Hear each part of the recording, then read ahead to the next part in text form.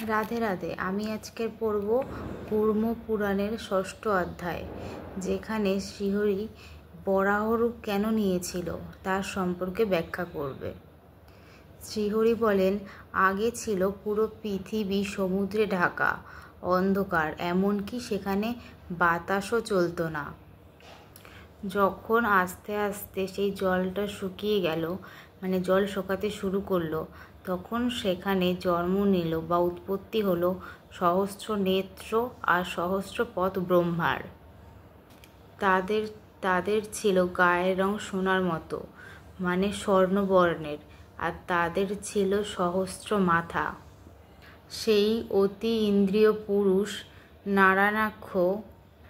নারায়ণাক্ষ ব্রহ্মা জলরাশিতে শয়ন ছিলেন সেই সময়তে।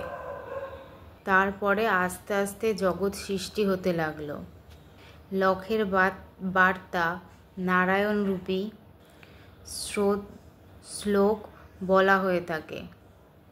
তপ নারায়িতি থোত্তা অপ বয়ং নর সুনব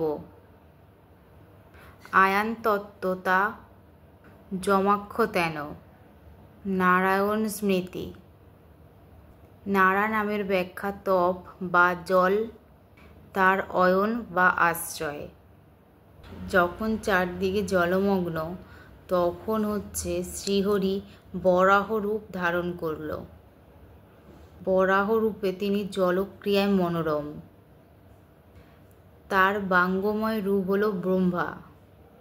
সেই বরাহ রূপ নিয়েই শ্রীহরি পাতালে প্রবেশ করল ও দণ্ড দ্বারা ধরিত্রীকে উদ্ধার করলেন।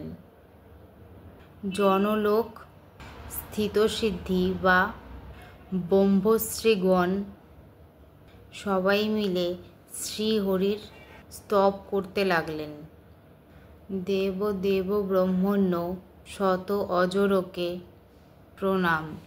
স্বয়ম্ভু সৃষ্টিকর্তা, সব তুমিই জানো। পঞ্চভূত মূল প্রকৃতি, মায়ারূপ ত্রিমূর্তি, ত্রিধাম, দিব্য তেজ, সিদ্ধের আরাধ্য, পালনকর্তা, রক্ষাকর্তা, তোমাতেই শরণ, তোমাতেই গতি। এখন সব ঋষিরা মিলে শ্রীহরির তপ পাঠ করতে লাগলো। তখন শ্রীহরি সেই বরাহরূপী যখন পৃথিবীটাকে উদ্ধার করলো সমুদ্রের মাঝখান থেকে, তখন তিনি সেই পৃথিবীটা স্থাপন করে আবার পৃথিবীর কল্যাণ কাজে যোগ দিল।